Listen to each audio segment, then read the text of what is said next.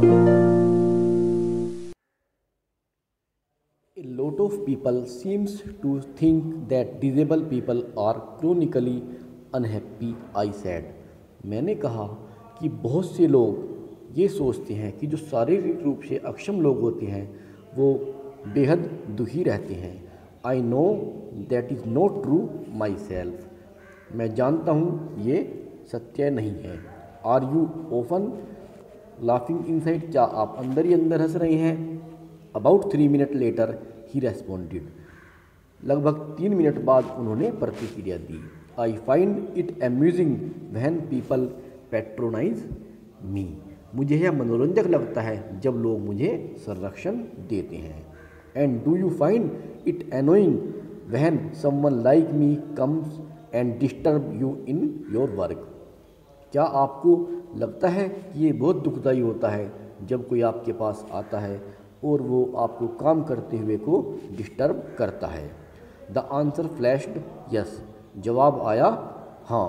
That then he smiled his one way smile and I knew without being sentimental और silly that I was looking at one of the most beautiful man in the world. उनकी चिरपरिचित जो उनका हंसने का style था उसी style के साथ उनका जवाब आया हाँ।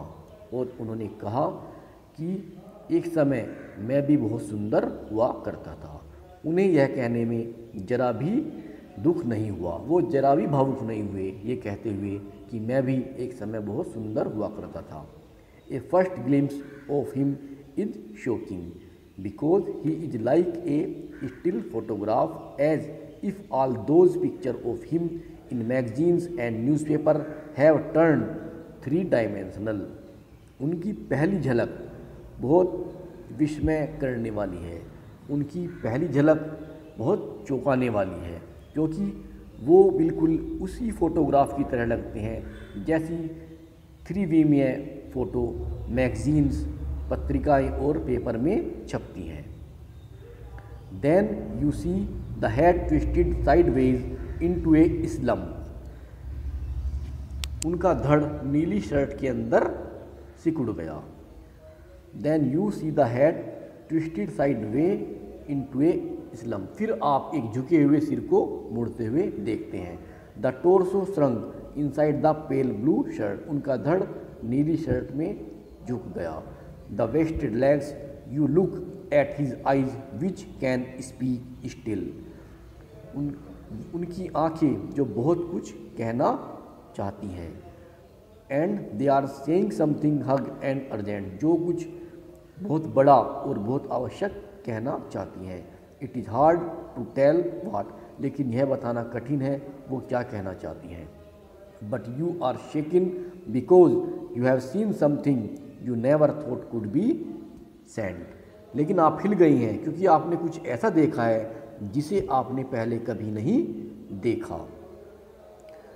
What do you think is the best thing about being disabled? I had asked him earlier। मैंने पहले उनसे ये पूछा कि शारीरिक आप क्या सोचते हैं कि शारीरिक रूप से अक्षम होने में क्या अच्छा है। I don't think there is anything good about being disabled। उन्होंने कहा मुझे नहीं लगता कि शारीरिक रूप से अक्षम होने में कुछ भी अच्छा है। I think I said you do discover how much kindness there is in the world. मैंने कहा कि मैं सोचता हूँ कि इससे यह देखने में मदद मिलती है कि इस संसार में कितनी दयालुता है, इस संसार में अभी भी कितने दयालु लोग हैं। Yes he said it was a disadvantage of his voice synthesiser that it could convey no inflection, no shades और tone। हाँ उन्होंने कहा यह उसकी आवाज़ सिंथेसाइजर की कमी थी कि वह कोई विभक्ति, कोई रंगों या टोन को व्यक्त नहीं कर सकता था। And I could not tell how enthusiastically he agreed with me। और मैं यह नहीं बता सकता था कि वे मुझसे कितने उत्साह के साथ सहमत थे। Every time I shifted in my chair और turn my wrist to watch the time. मैं लगातार अपनी कुर्सी को शिफ्ट कर रहा था, घुमा रहा था और अपने घड़ी को देख रहा था। टाइम पर लगातार मेरी नज़र थी। I wanted to make every one of our 30 minutes count. मैं अपने 30 मिनट को कामयाब बनाना चाहता था। I felt a huge relief and exhilaration in the possibility of my body. मैंने अपने शरीर की संभावना में एक बड़ी राहत और उत्साह को महसूस किया। How little it mattered then I would never walk or even stand. तब यह कितना कम मायने रखता था कि मैं कभी भी नहीं चल पाऊंगा या खड़ा हो पाऊंगा। I told him how he had been an inspiration beyond cliche for me and surely for other did that thought help him. मैंने उन्हें बताया कि कैसे आप मेरे लिए एक प्रेरणा हो और निश्चित ही आप दूसरों के लिए भी प्रेरणादायक हो। No he said and I thought how foolish I was to ask. उन्होंने कहा नहीं, मैं सोचता हूँ कि मैं कितना बड़ा मूर्ख था कि मैंने उनसे ये पूछा। When your body is a claustrophobic room and the walls are growing narrower day by day. जब आपका शरीर एक क्लास्ट्रोफोबिया से पीड़ित हो तब आपको लगता है कि कमरे की दीवारें और प्रतिदिन और पास आती जा रही हैं। It does not do much good to know that there are people outside smiling with admiration to see your breathing hill.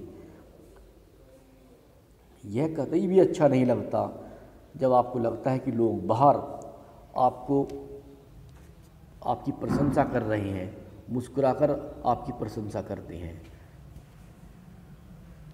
Is there any advice you can give disabled people something that might help me life better.